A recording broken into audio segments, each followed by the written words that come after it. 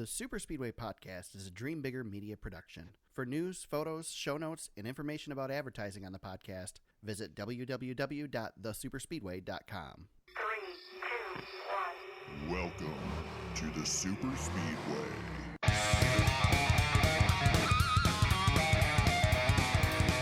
Welcome to episode 181 of the Super Speedway Podcast, recorded Wednesday, February 3rd, 2021. I'm your host, Eric Young, and I am joined, as always, by my co-host, James Cush. James, third time's a charm.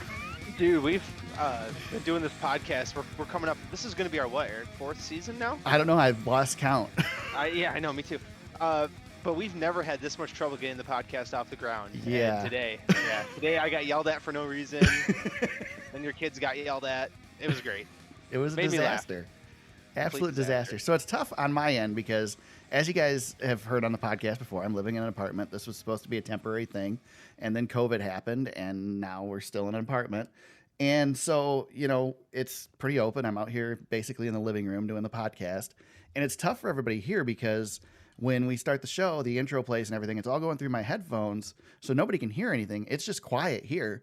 So it's just time to talk or sharpen a pencil. And so that's what happened tonight. And I'm like, what in the world is that sound? What are you doing, James? And James is just sitting there, usually with his microphone muted at that point. But yeah, 2 weeks off, and I've completely forgotten how to do this. Well, we forgot how to, and we forgot everything, and it's all, we're just flying by the seat of our pants. And I mean, Eric, we're just doing our normal thing. It's just we've had a bigger gap. We had a, our off season was very spacious for our podcast, but we've never claimed to be professionals, guys. No, absolutely not. But Eric, I was going to tell you though, we really screwed up this podcast thing this year. Yeah. When COVID happened last year at the start, we really should have pivoted to the NFL. And here's why. Here's my reason why. So NASCAR fans are very fortunate that we can attend our Super Bowl. We get to go to the Daytona 500. You and I have been to the Daytona 500. Yep. And we have incredible access. But average Joes like you and me, we don't ever get a chance to go to the Super Bowl. And I feel like with the Super Bowl looming this week, this would have been our one chance to maybe get like media credentialed and gone to the Super Bowl. Because there's nobody. I was watching some stuff on Radio Row today, and there's like nobody there, and I'm like, oh man, this would have been our moment. It's could have actually went to one. So surreal watching that game with nobody there, but you know they're going to pump that crowd noise in, and it's going to sound just as obnoxious as normal. Well, and there's one sport where we can't pump crowd noise in, that's ours. Right. And it's going to be weird watching. You know, last year, the pandemic hit shortly after Daytona, so we had a full Daytona, and the president was there, and it was crazy. But yeah, it's going to be a spacious Daytona 500 for us, just like the Super Bowl. We got some of our huge sporting events that we look forward to every year, and it's reality. But I was thinking about that today. I was like, we never could go to the Super Bowl. We should have, should have made this an NFL show just for 1 year, just to get to the Super Bowl. Yeah. Because this would have been our chance. This would have been it. Speaking of COVID, I got my second COVID test of the pandemic this morning. So I'm dealing with a cold. It's not COVID. I know it's not COVID, but I got the test anyway to be safe. So if I sniffle through the podcast for everybody, I apologize. I'll do my best to mute the mic and sniffle away from the mic. But yeah, just a little under the weather. Not too bad today. Well, the Rona doesn't transfer through the internet, right? I'm safe talking to you. I think you're good. Should I put a mask on? I think you might want to put a mask on. I mean, we do have high speed internet, so it's tough to say. I don't know. All right. Well, just mute yourself. That way it doesn't travel through the microphone. Yeah, I'm not using a wired connection, so that probably helps. Oh, okay. Very good. Very good. There you go. So we're back to kind of normal, James. It's race season. We're going to be racing next Tuesday. Less than a week away is the Busch Clash, and just a little over a week away is the Daytona 500, and it just doesn't feel like it. Yeah, it's I go back to the Super Bowl really quick. It doesn't feel like Super Bowl week either. No. And it definitely doesn't feel like the Daytona 500 is looming. This offseason, you and I both agreed it went by really fast. Yeah. We don't know what happened. I was busy raising a baby with my family, and all of a sudden time was gone. And for me anyway, that's been my experience this offseason. But we've been keeping track. We've been keeping touch. It's not like we haven't been talking NASCAR, but I think you and I are both glad to get back to doing this thing and having a season in front of us. I think so. We did definitely have a full podcast worth of discussions over text message last week. Unfortunately, there's not really much of a point in bringing it back up here because it's never going to live up to the text thread. But James and I were going at it pretty hard over Yeah, we were. over Jeff Gluck's podcast last week, discussing the future of NASCAR coverage, basically for the media. If you haven't listened to Gluck's podcast, check it out. The Teardown, they do a good job over there. Him and Bianchi. You can get it even if you're not an Athletic subscriber, which is cool. Like I said, we won't get into it here, but James and I had slightly differing opinions, and he made me very self-conscious to the point that I felt like this week I had to look at NASCAR news more frequently because if I got scooped by James, then I was not fulfilling my end of the argument. So that was just me warming up my podcasting muscles. They were a little out of shape, and I figured I'll let my fingers do the talking this week and get myself kind of geared up for the show. So it's so disappointing because I mean we could never, even if we'd have done it on the podcast, it wouldn't have lived up to. Well, we said that after we were done arguing, we both texted. I think we really screwed up a podcast on this one. So that would have been a good one. I was almost legit mad. It was great. I know. I was great. It's good stuff. I wasn't mad at all. I was laughing the whole time. Yeah, great. I'm sure. I was too, but I was a little annoyed. Good. Well, I'm here to annoy you. You know every button to push, so it's easy. Well, that's the beauty of doing now we're at Eric. We're gonna have 200 of these here soon, and that's the beauty of doing this podcast is we know the beats. We know how to get each other going now. So it's good. It's good stuff. All right, let's talk a little bit of news. We got some news going into Daytona week, Speed Weeks, which is just Speed Week now, not even Speed Week.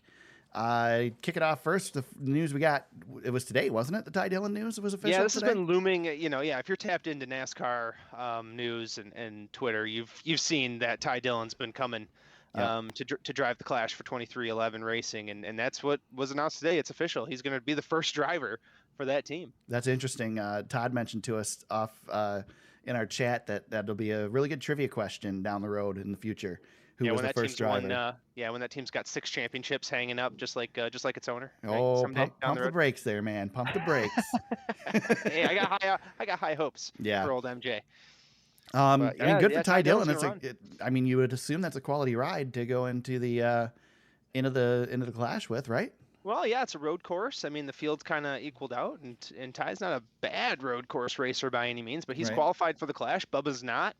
The team wants to get some reps in on pit road before the big one next week. So Ty's got that Toyota relationship now with driving for KBM and in the Xfinity Series, or not KBM, Joe Gibbs in the Xfinity Series for a little bit. So exactly, yeah. So this is going to be a good one. I think it's you got a driver who's got a lot of seat time coming in there. Since Bubba's not qualified, you get somebody to kind of shake down your equipment. It has nothing to do with the Daytona 500, right?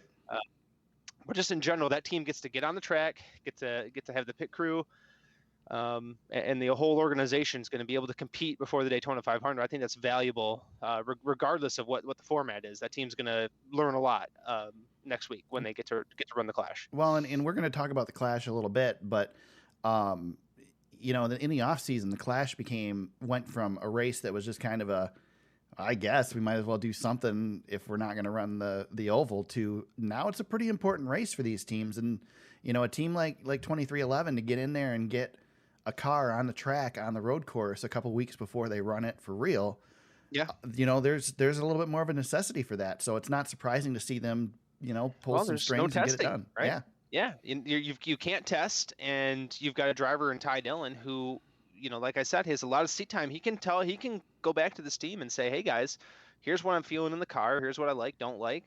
And I said they can, they may not be able to apply anything that they use for the Daytona 500 in that sense, but down the road, you've got some data. You got to start somewhere with some data. And I know that they're going to be getting help from Gibbs here and there, but to get Ty in the seat is definitely definitely valuable to get this team on the track, just to get on track and see it in action and see it work. They get to go through tech. They get to, think about all the steps that they got to do, Eric, that, from the tires to, every little piece that goes into these teams that sometimes I think we take for granted how much goes into getting these cars on track, and especially on a race weekend. So this team is going to get, they're going to get a dress rehearsal to do it. And again, 2 weeks after, they're going to be running that same track, the road course, for race number 2 of the series. So exactly, it's a good place to get those reps in for sure, and get something figured out on that car and get some advanced testing that, it's not going to be Bubba behind the wheel, but it'll be somebody behind the wheel. And Bubba's not the greatest road course racer. He'll be the first to tell you.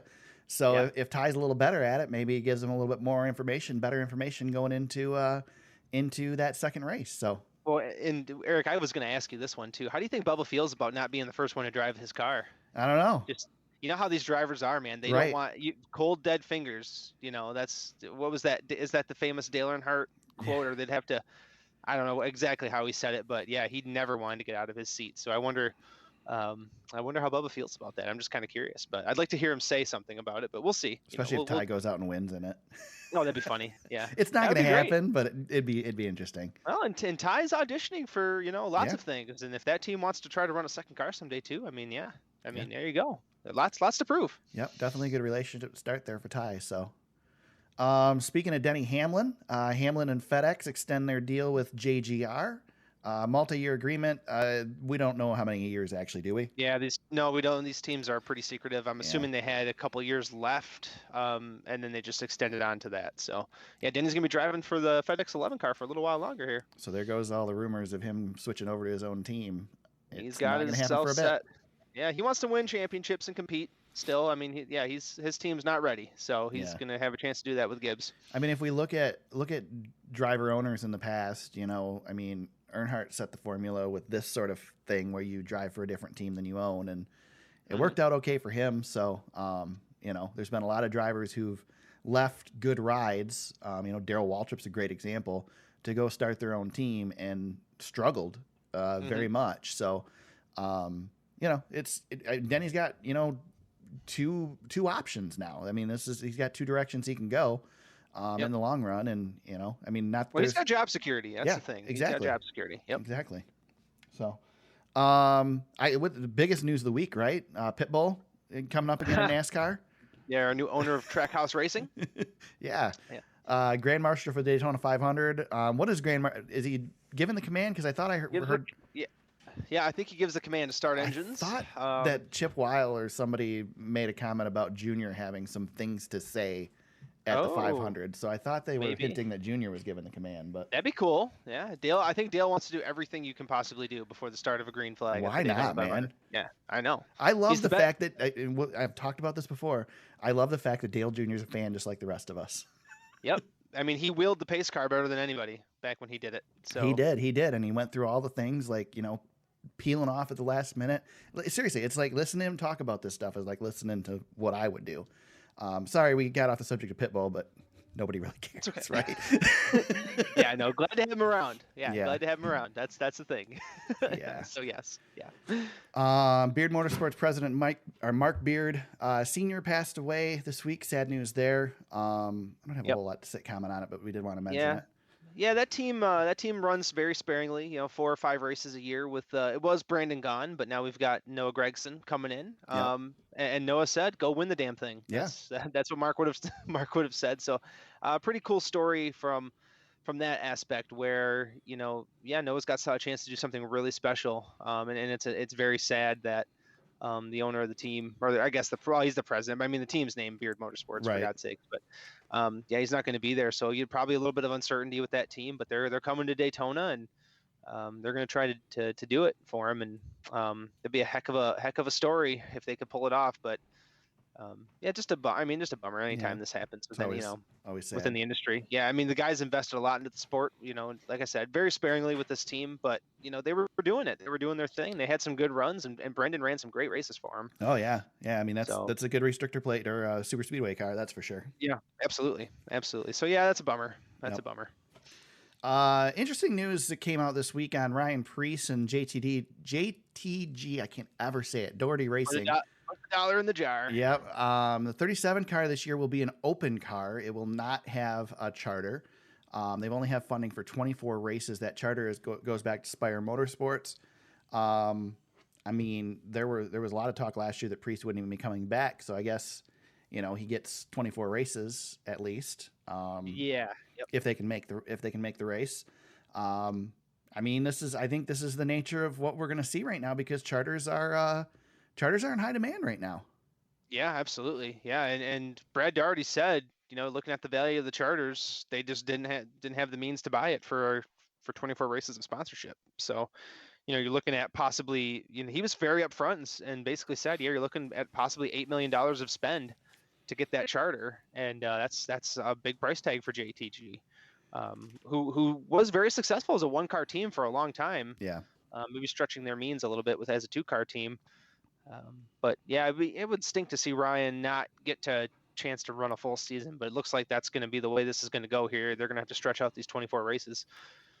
It's not like, and Eric too, it's not like they're going to miss a whole lot of races not having a charter. I mean, only 40 teams typically show up anyway. Right. So he's going to have a spot in the field. The Daytona 500 is the big one where he's going to have to earn his spot. So that's going to be a little hairy for him come qualifying, but hopefully he'll get it done, but we'll see what he can do.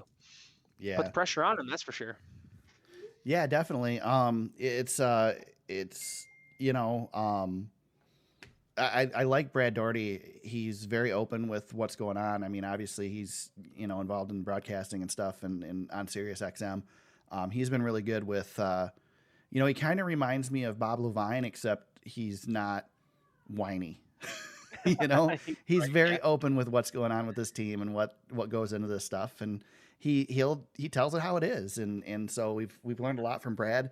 I've learned a lot from Brad listening to the Late Shift on Sirius and hearing him talk a little bit about what it takes to run one of these teams and how they have to deal with their staff and all that. So, hopefully they can figure things out and they can get the whole season in. We've talked before about the value of these small teams that, yeah, JTG is probably not going out and winning races, but they're a very important part of that middle part of the field.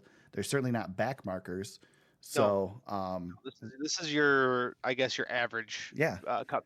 This is, or maybe a touch below average. I'd say maybe these are your 25 to 35th place drivers. And on a good and on a good day, they're competing for a top 10, top 15 run. Yeah. And I think too, part of this, Eric, is looking ahead to the new car, because that's a big investment for these teams.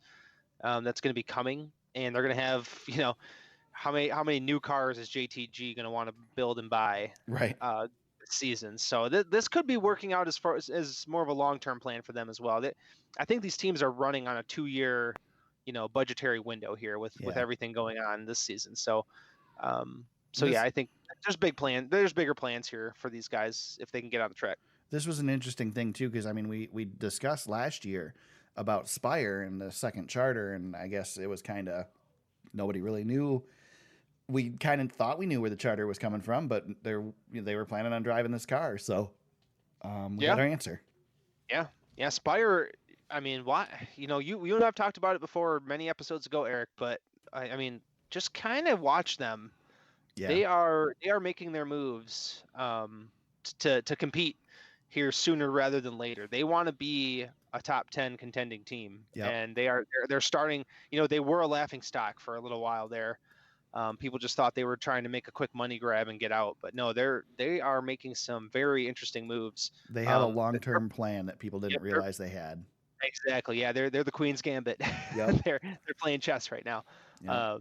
So I love to see it. I mean, we need teams like them that have some resources, have some planning, and they're getting their driver lineup set as well. This year is not going to be great for them, but 2022, that team has as good of a shot as most to make a big leap. So, and I think that's their plan.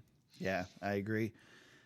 We got some some competition news this week from NASCAR.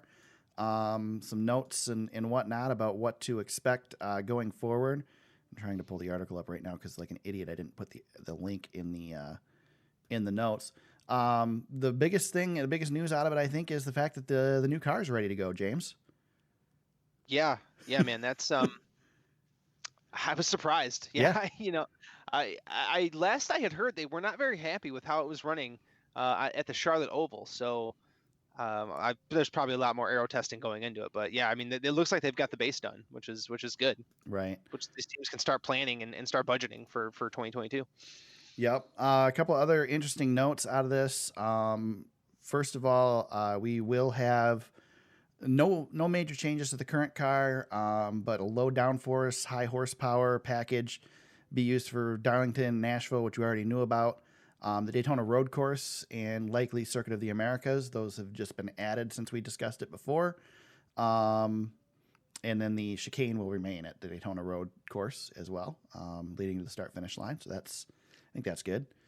And then we got some news about Bristol, the Bristol Dirt Race, March 28th. Still working on some of the specifics of that race, but they will have qualifying heats to set the starting lineup, similar to what the Truck Series did at Eldora. And the race is scheduled for 250 laps, which is 100 laps longer than previous dirt track events for the Truck Series at Eldora. 250 laps, a lot of laps on a dirt track that's a temporary track. Yeah, that's a lot of laps. Plus, and then that's not counting the heats and all the other racing that's going to be going on at that track. It's going to be a dust ball.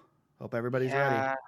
Yeah, I am. I have not been optimistic about this race since the announcement, and more and more news that comes out, I'm just cautious. I guess I don't know. It seems like quite an undertaking, but they can pull it off. I mean, if they can pull it off, it'll be good. But boy, just seems like the deck's stacked against them here. Yeah, we'll see what happens.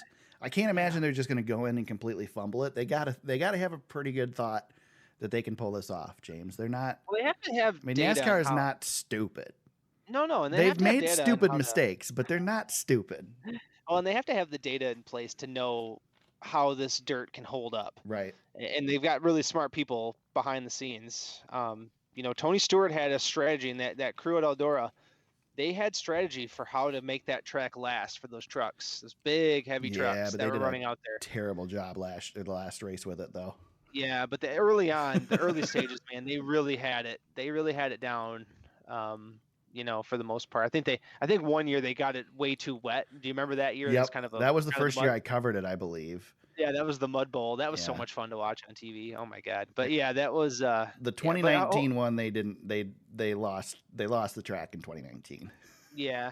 I remember that one too. That was rough. That was rough. But the only one I wasn't there for.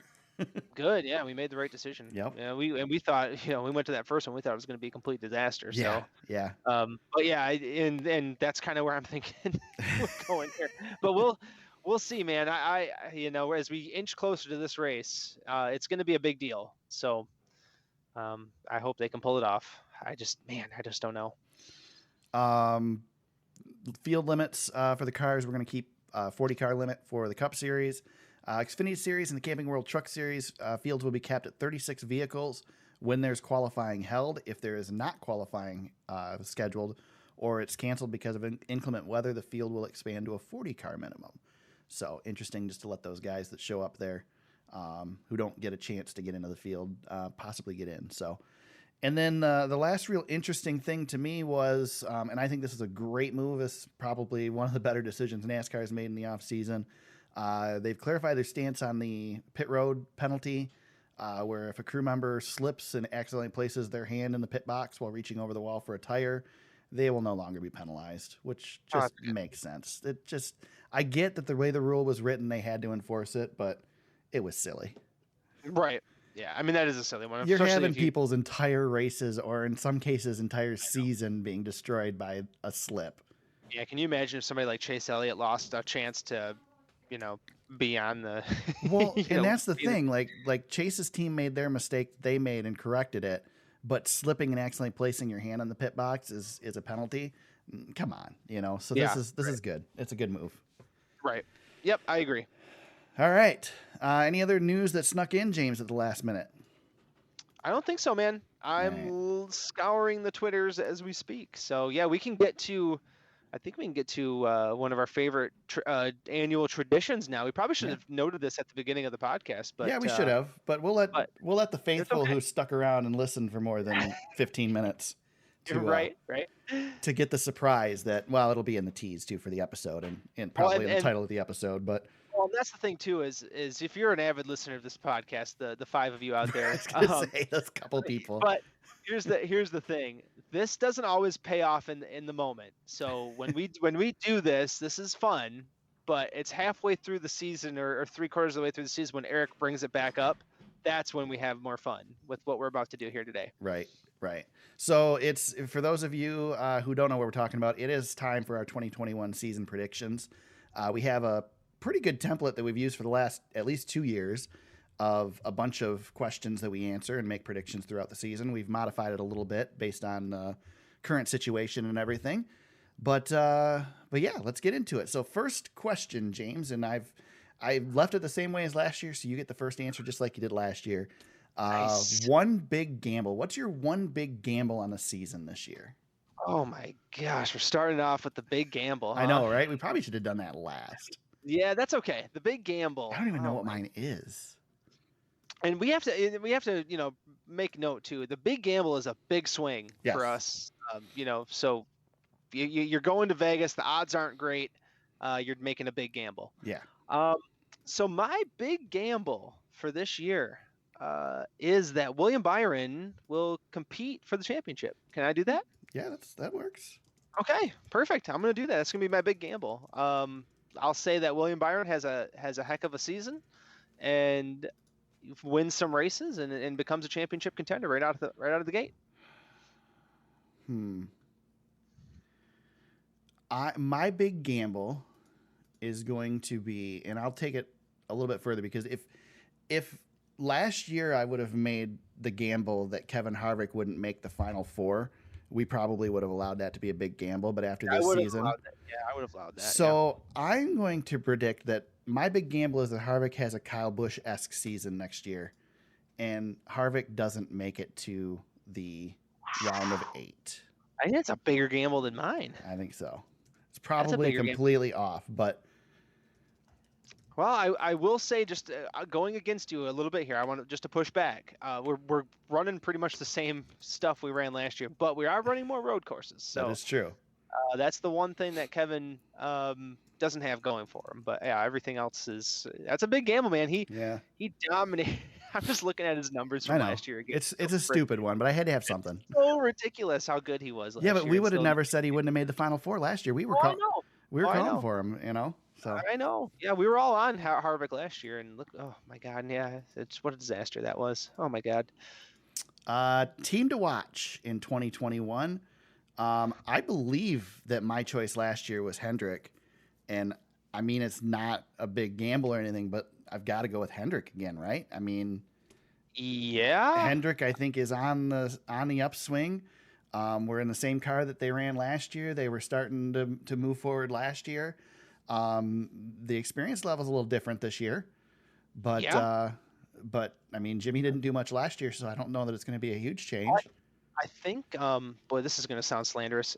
They've made a talent upgrade. I know what I'm saying. I know you're replacing. Listen, you're replacing the GOAT, and yeah, but the GOAT wasn't. Nobody replaces the GOAT. He wasn't in his prime anymore. Right, I know. Yeah, we're talking about exactly. Well, he wasn't Tom Brady at 43. But yeah, I mean, you're upgrading your talent on your roster. You had a guy on the way out. You've got a guy on the way up. You're bringing in Larson, and you've got some studs. I mean, you've got the champ. You've got Larson.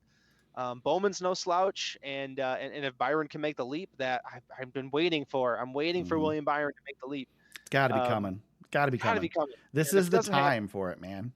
Yeah, he's getting into Eric Jones territory a little bit here with this. So yeah, if he doesn't make the leap now, I don't know when. My team to watch, and I'm gonna go reverse on you on this. So make note. Make note.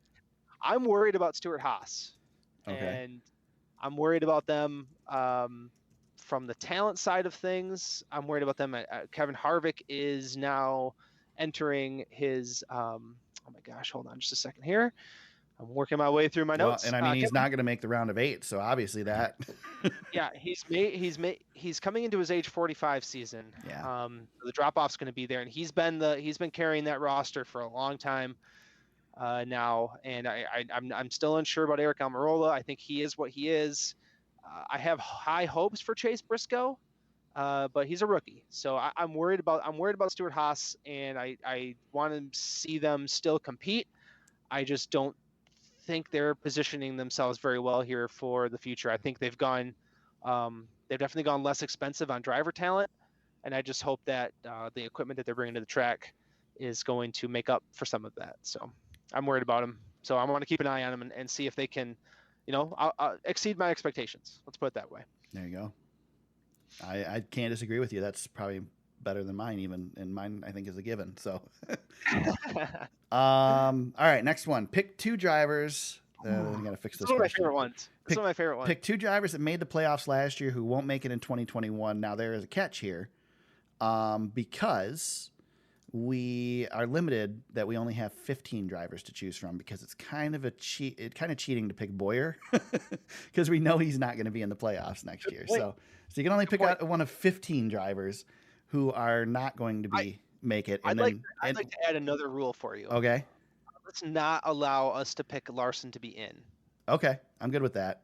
I think that might be too obvious, because I think he's going to be. I agree with you there. And then, pick two playoff drivers or 2 drivers that will make the playoffs this year who didn't previously. So very good. You're first, right. James. So 2 that are going to fall out. Woo, buddy. Well, I'll take the easiest one. I'll take Cole Custer to fall out. Let me see here. And oh boy, I will say this is actually tougher than it looks. There's some really, because guys are going to come out of this thing. Right. I'll say Custer comes out, and I'm going to stick with my no. I'll say that Austin Dillon comes out. I'll say Austin Dillon. I was debating between Dillon, DiBenedetto, and Almirola, but Almirola was sneaky good last year. Yeah.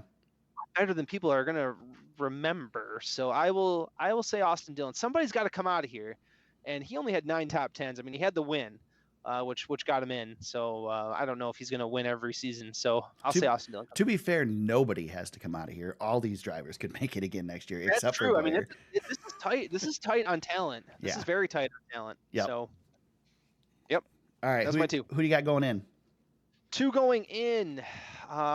Excluding Kyle Larson for the record. Kyle Larson. Chris Bell is going to come in. You'll probably have that one too. And I'll say, but we might be similar here, Eric. I'll say Bubba Wallace comes in. I think Bubba Wallace will come in. That's a tough one to compete with. It's tough. Yeah, Bubba's kind of fringe. We don't know what to expect there. We'll probably talk about him more here in a little bit. But those are my 2. Those 2 guys come in. Okay, so I'm gonna. Not exactly a reach by me on those. Right. I am going to go against you on the Custer and leave Custer in, and I'm going to go the Almirola route. I agree with you. He's sneaky good. 18 top 10s last year, by the way. Yeah, I know. But I'm going to take it an even step further, just mostly because I don't want to agree with you. Although I think Dillon is going to be the new guy from the one that I'm taking out. And that's the guy that you can count on to get one win every year. And I'm going to I'm going to take Kurt Busch out, and I'm going to say that Austin Dillon is the new Kurt Busch. I was just going to say, you think Austin Dillon's Kurt Busch, and you said it. You went on ahead. Austin's going to be one of those guys that sneaks in a win every year, and Kurt has passed his prime. Yeah, Kurt Busch. Now, Kurt Busch, 19 top 10s, 13.4 average finish last year. He started well though too, 9.7. Yeah. So he was up there in the new qualifying format that we had to deal with last year. So okay, I like that. Those are good ones. New drivers in. Let me specify first that I think you're right, but I don't want to pick the same as you. Sure, I'm going to take Christopher Bell because I think that's a given. I think Chris Bell's got to come in. He's running pretty darn good. I'm going to leave Bubba out just because Bubba's unproven at this point. And I am going to go with Ricky Stenhouse Jr. I'm going to say, I like that one. I'm going to say Ricky sneaks a win in and gets in with the win. Nice. Is he going to compete? No, but he's going to get in. I like that. So there you go. There was one more driver that I wanted to say we're going to put in. But it's going to come up here. It's going to come up here in a minute. So this is kind of like my out. Okay. but yeah, we'll keep going. I'll tell you when we get there. All right. First driver to win their first race of this season. This is the one we replaced Rookie of the Year last year with. I think this is a more interesting question than Rookie of the Year this year. Yeah. So I get to choose first on this one, and I'm going to make it really easy. And hold on, let me look at the schedule one more time and just make sure that I'm not just leaving something stupid out there. Yeah, I've got one in mind here that I want. I'm So going. we'll I'm see. going. I know he didn't show it last year, but I'm going to go Matt DiBenedetto. Oh yeah, that's actually a good pick. He's got the equipment, and he's a playoff driver. Yeah. So that's a nice little. I think he has a resurgence this year. I think the pressure's off a little bit more this year, and he comes out there and he runs decent. I like that. I like that. Okay, so for me, I know that Chase Elliott is the road course ringer, but I think there's a new guy who could maybe try to steal some thunder on the road course. Yeah, races. especially with that road course as the second race of the year. Yeah. I'm going to take Chase Briscoe, and he's going to win a race as a rookie. That's a good one. That's a really good one. And that the thing with Briscoe is he can get it done on the ovals too. He can get it done on the ovals. I should have picked him as one of my playoff drivers, but yeah, I'm how looking. Did neither of us pick Chase Briscoe as a playoff driver? There's no way Chase Briscoe goes this season and doesn't win a race, right? I mean, he's won Indianapolis, he's won the Roval, but other than that, he's stacked him up on the ovals. So yeah, but he wins everywhere. He's won Iowa, he's won Darlington. He's got to get a win this year, unless Stuart Haas just is junk. Well, and that's the thing. Yeah. And that's the thing. I don't know what to expect a little bit out of Stuart Haas here, but I mean, if Cole Custer can win as a rookie at Kentucky, I like Chase Briscoe's chances. It's a good one. Yep. Best race. What will be the best race of the season, James? Oh, I get to go first here? You get to This go is first. A pressure cooker. Oh man. I'm gonna go a little bit on the limb here. I will say the Indy Road Course. Really? Yeah, and the reason why is because I'm curious. Because people hate the Brickyard so much. Right, but the best race? Come on, there's 4 super speedway races. I know. I always screw up the best race and the worst race, so I'm going to screw it up right off the bat. But yeah, people hate the road course or hate the 400 so much that the road course has to be a massive improvement for the Cup Series. So I will say that people are going to love that race, and that could win Jeff Gluck's pole. I don't know. Okay. We'll see. I am going to really surprise you, and I have a reason for this. So I have been cautiously optimistic, but very, very down on the Bristol Dirt Race. But my prediction, my long shot here, best race of the year will be the Bristol Dirt Race. And the reason for this, James, is because when we went to Eldora for that first Truck Series race on dirt, we said, this is going to be a disaster.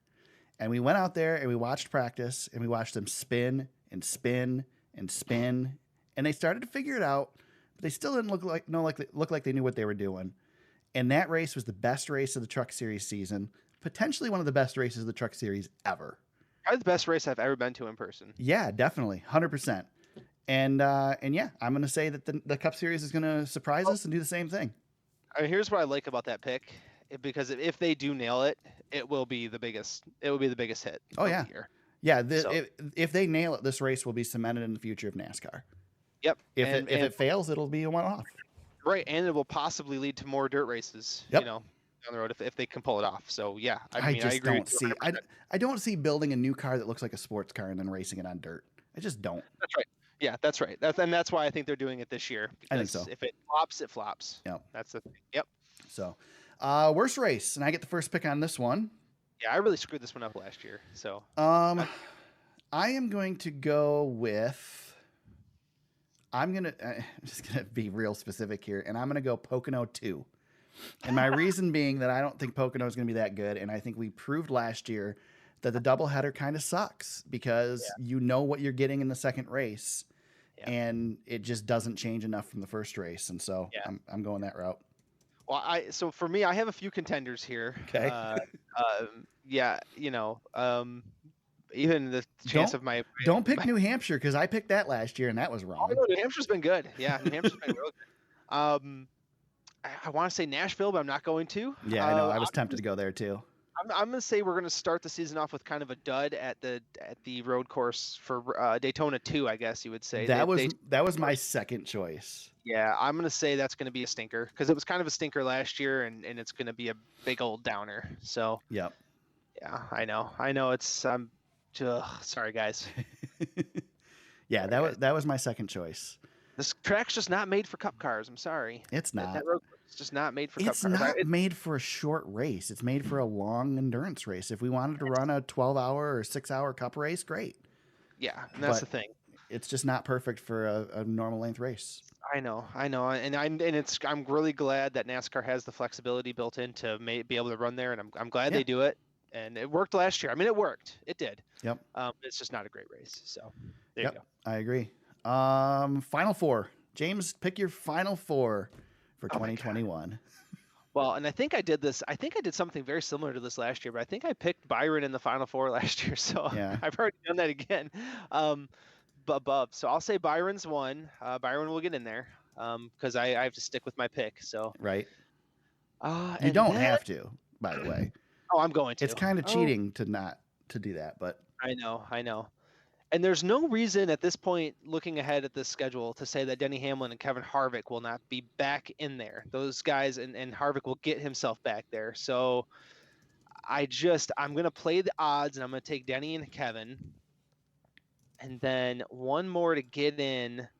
I'm going to take the angriest guy in the field, and Kyle Busch, and I'm going to say Kyle storms his way back into championship contention this year. There's no way he's going one race to win one race again. So that'll be my final four. You I'll just take left Hamlin, out the defending champion.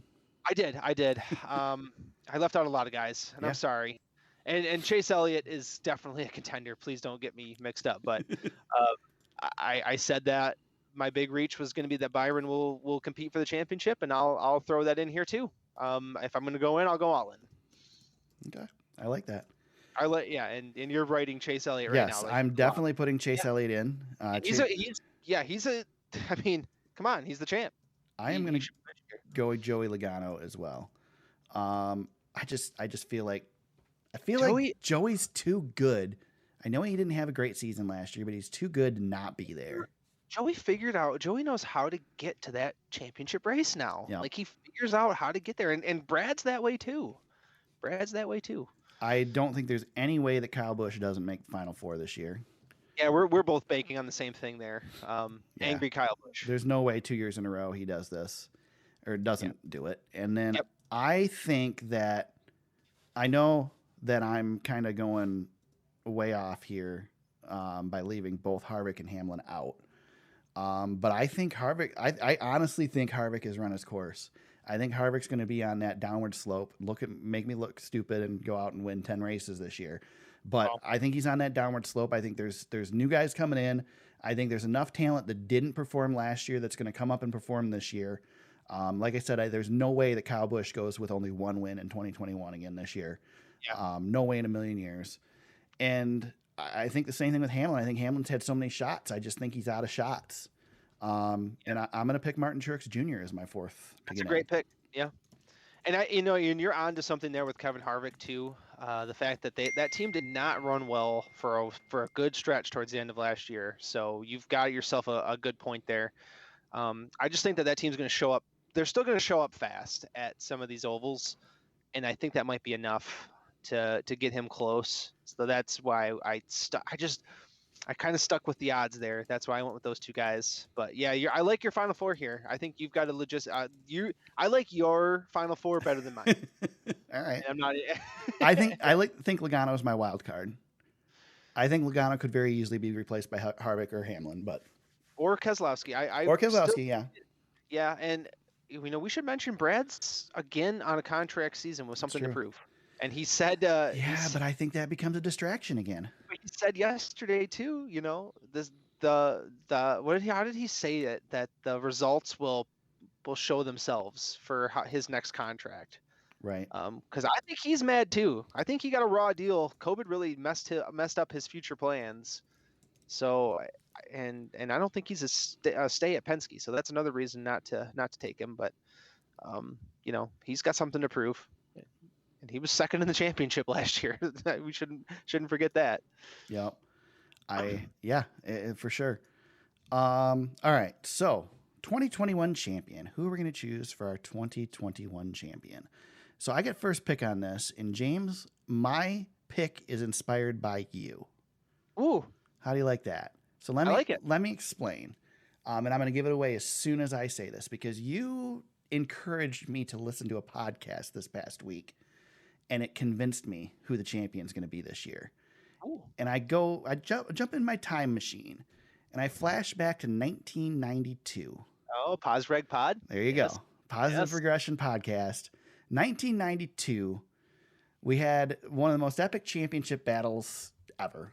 Davey Allison, Bill Elliott, Alan Kowicki, who else? There were a bunch of drivers that were in the running to win that championship at Atlanta. One guy who wasn't in the running, who had a terrible season, was Dale Earnhardt. He won one race Big in 1992.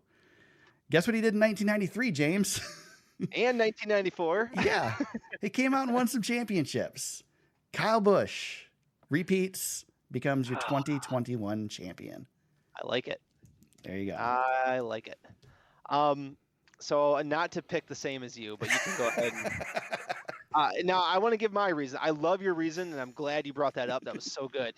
But Kyle Busch is a historic race car driver. Mm-hmm. And Kyle Busch loves him some trophies, and it drives that dude to perform. So Kyle Busch knows now. I cannot believe I'm saying this, but the clock is ticking on Kyle Busch a little bit. Yeah. He wants to get to the Jeff Gordon number and past him, because I don't think 7's in the realm of possibility for him anymore. But he can get to 5. I think he can get to 5, and to get to 5, you got to get to 3 and 4. And I think Kyle Busch comes back this season and figures it out and gets number 3.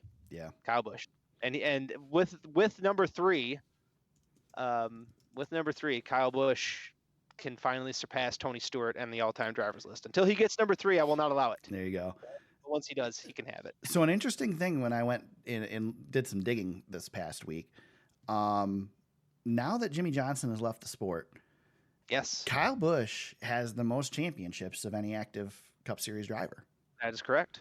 or at least full-time active Cup Series driver with 2. Nobody else has 2 championships. Your winningest driver in the Cup Series, active driver, is Kevin Harvick. Yes. And he has, I believe, one more race than Kyle Busch. It is. Hold on. I can pull that up for you. It's within close. a couple. Yeah. So, Yep. Yeah. Kyle Busch is at 57 there you go.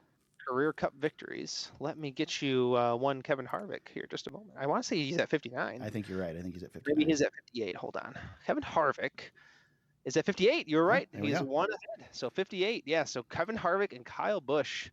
Yeah, Kyle Busch is the elder statesman of the sport now, or is about to be, and he's going into his age 36 season. Yep. Can you believe we've been watching Kyle Busch? This is one of those things that makes me feel like an old man. Yeah. He's been at it for 18 seasons, not all full seasons. Right. 16 full seasons. Well, he was 16 when he started in the Truck Series, wasn't he? Yes. And then they stopped in mid-season. Yep, he was 16 and he ran 6 races in the trucks. 2 top 10s that year, by the way. Thank you, Racing Reference. But yeah, so Kyle Busch for 16 years now, 16 consecutive years, we've been watching that dude win races and break records and just be a pain in everybody's butt. Yep.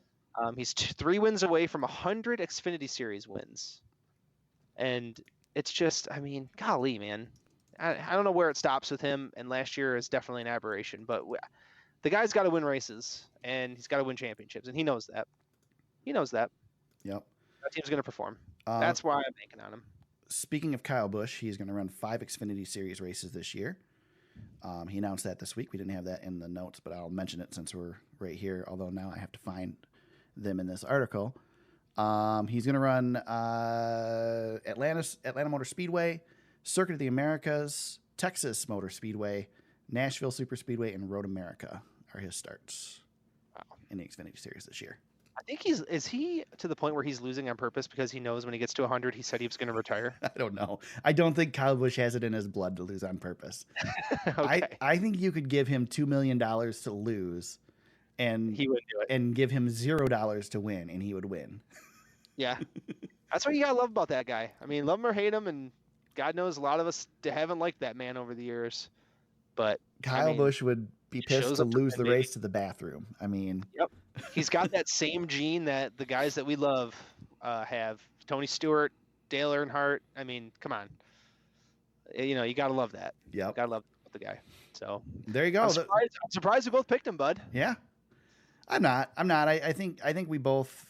I think we both recognize where he's at. In I mean, let's not, let's not be unrealistic here. This is a tough field of drivers.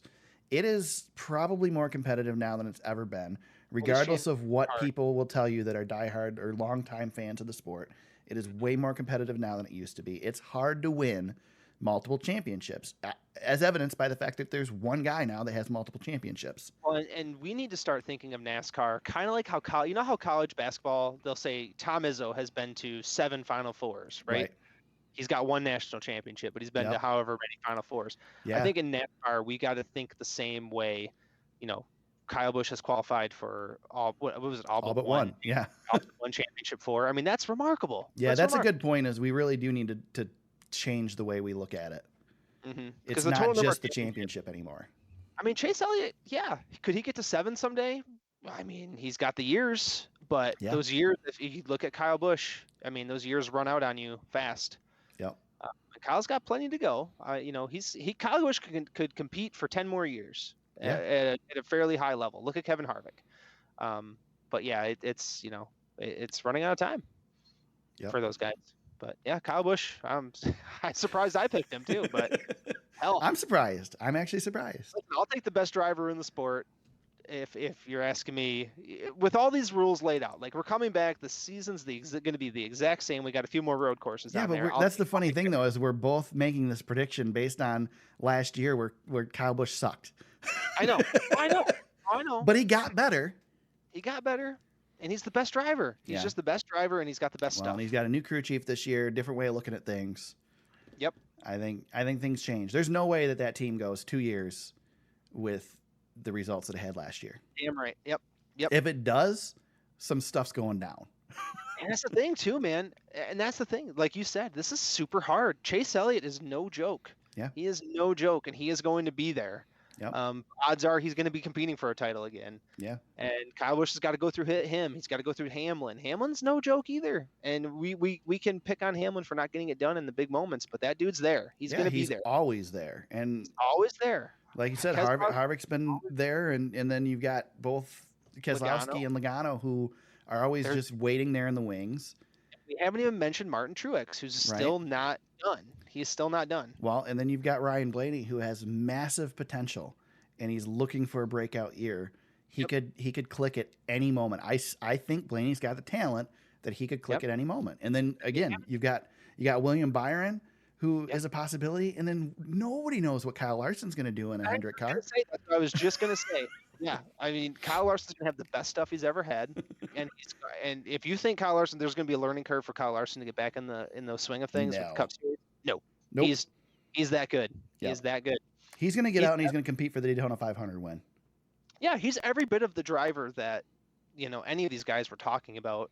He is as good as any of these guys. Yeah. And now he's got the stuff. You don't handle a dirt car the way he handles a dirt car and not be a great driver. I mean, right.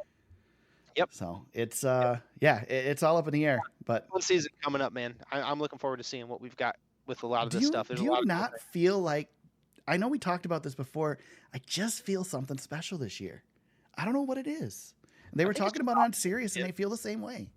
Yeah, it's just optimism. I think we're just optimistic. I think we've been through such a crap stretch of time for so many of us. To have our NASCAR racing back is just it's fun because it gives us that escape. I mean, we didn't know how much we needed it until we lost it last year for and it was so great to have it back and to see what the sport could do and keep going. And we've got these big races coming up and exciting things happening, and we've got a new car looming. I mean, we've got some good momentum, got some good positive momentum going here. Yeah. And hell, we got Michael Jordan. Yeah, it's gonna be good. It all starts next Tuesday with the Busch Clash, and James, we're gonna make some picks. I have not figured out how our pick scoring is gonna go this year. I am changing it, and I think I know how to do it, but I got to run it by you first. This will not count towards that, though. This is just a fun. Just for fun. Yeah, yes. We're not picking dark horse. We're just picking the winner of the Clash, which is kind of a crapshoot. Maybe. I mean, there's one guy that we could just pick, or we could just take him off the table and say, "You gonna take him?"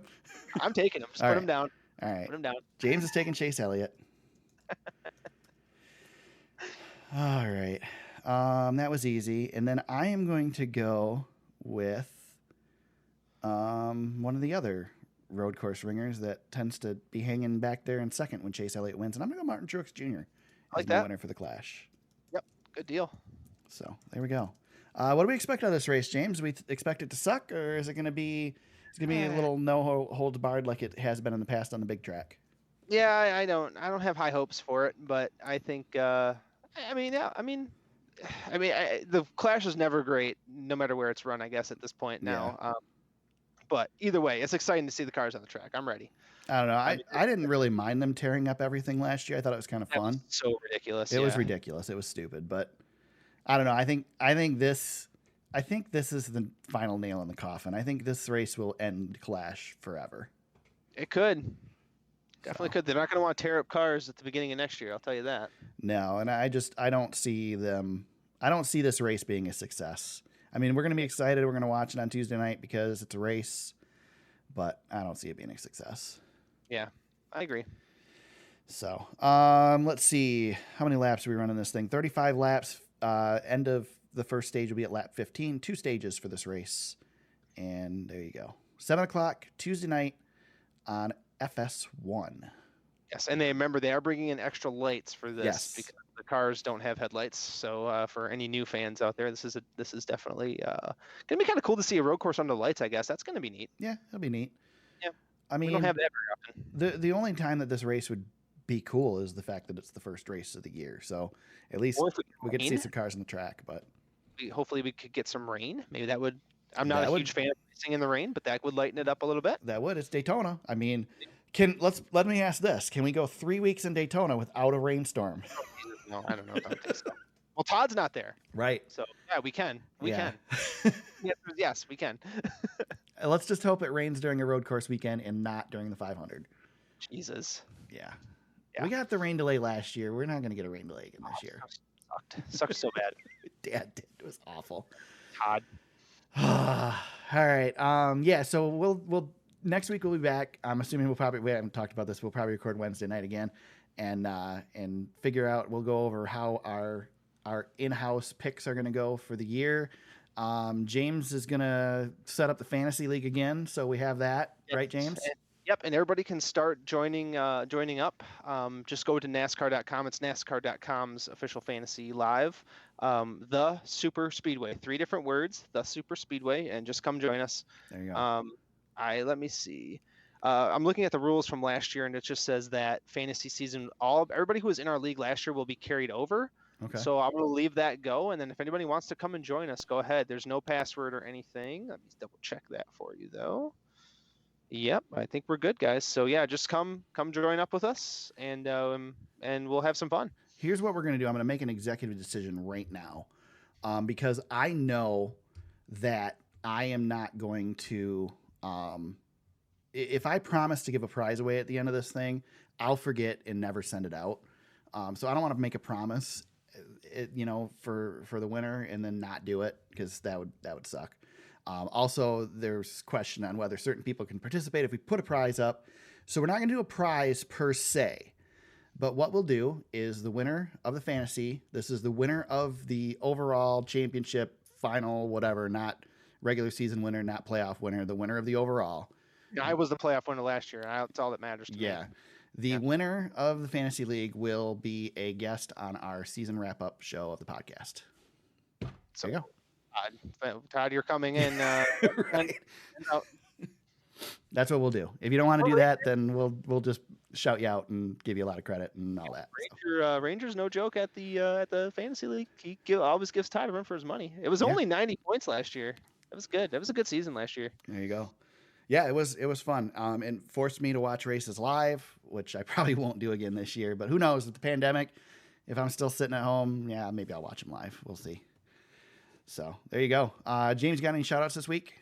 Yeah, so I mentioned him on the podcast before, but my buddy Derek Winter, I still want to get him on for an episode. He's a good guy to talk to, and is very knowledgeable as well. As knowledgeable as we are, probably more so. It doesn't take a whole lot. yeah, Well, he's doing something kind of similar to us, and I wanted to shout out his podcast and Yeah, what give the him a hell little. are you shouting out competition for? It's not competition. No, no, no. There's plenty of room for more NASCAR pods. It's if you go to Apple or anywhere you get your podcast, I think is what they've got going on there. But Life in the Fans Lane, just do that search. I found it in Apple. It's Life in the Fans Lane podcast. They had their first episode, and they're going to try to get it going. So I wanted to just give those guys a shout out. Derek and his friend Chris, I believe. Nice. So yeah, just I mean, heck, man, we're all buddies. Yeah. It's not competition per se, but yeah, I can give him some crap on that sometime. But yeah, him and I were messaging back and forth, and I was giving him a little bit of a hard time. It's no big deal though. It's cool. That's awesome. Yeah, welcome to the club. And if you're looking for any pointers, look somewhere other than us because we don't. We're terrible. Yeah. Somebody out there's got to know what they're doing. Yeah, somebody's got to be good at this, right? Yeah. So I don't have any shout outs this week. I was trying to come up with something, but I don't really have any. Yeah. I'll give another shout out to the Positive Regression podcast. We like Alan Cavana and David Smith, and so there you go. Check them out. Listen to their show. If you like stats, man, there's stats galore. It's good stuff. So it's not like your other NASCAR podcasts. So they come prepared. Yeah, they definitely do. Unlike us, it's like the exact opposite of our podcast. Yes. We come with conjecture and no knowledge, and they come with tons of knowledge and numbers and preparedness. Yes. I'm here for the camaraderie. Right. Right. With that, James, where can people find you on social media if they want to chat with you about NASCAR or whatever else? Whatever else is fine too. James Cush on Twitter. You can find me at TSuperspeedway on Twitter. I've been popping on there every now and then for the off season. Usually I'm not on there much, but I've been on there. I've been checking stuff out. The podcast on Facebook at facebook.com/thesuperspeedway. Our website is www.thesuperspeedway.com. You can find links to old episodes on there, show notes, links to the articles we discussed, except for today because I forgot to put any of them in. And yeah, past interviews, photos, things like that from the track. Coverage when we actually can go to the track. I don't have much to plan to do that this year because of the pandemic and precautions. We'll see what happens the second half of the season, but it's tough to plan out in advance when you don't know what's going on. So hoping to get to Michigan this year, and that'll probably be about it for me. You can find the podcast on Apple Podcasts, Google Play, and SoundCloud. I am working this week to get it on more platforms, so hopefully if you listen to podcasts elsewhere, you'll be able to find it there as well very soon. And if you want to help out the show, become a part of the show, you can do so at Patreon. Become a patron at patreon.com/thesuperspeedway. James, it's race season. We're here. It's time. We'll be back next week to discuss the Busch Clash, preview the Daytona 500. Tuesday night is the Busch Clash. We get to see cars on the track for the first time. Good stuff. It's that time of the year. It's the time of the year we all love. Back next week to talk about it all. Until then, everybody, let's go racing. And I forgot to put the sound up. What a disaster.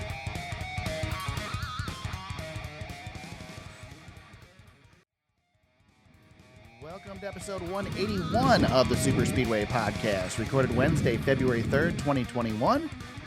What the heck are you doing over there, James? Nothing. What is the noise? Do we need to start over? Yeah, there's like all kinds of noise. Were you doing something over there, Ryan? Ethan was sharpening his pencil. Oh. The kid was sharpening his freaking pencil. All right, let me... Let's just let it roll. No, I can't because I said so I can't leave that in. God. All right. That was so Are funny. we good now? We should tack that on somewhere. That was such a Well, funny I'm like, clip. it sounded like somebody was blowing into the microphone. I'm like, what the hell are you doing, James? I haven't done anything. I'm just sitting here. I was like, I'm just stretching. I'm ready to go. I didn't even do anything, and I'm getting in trouble. That's what I get for starting early.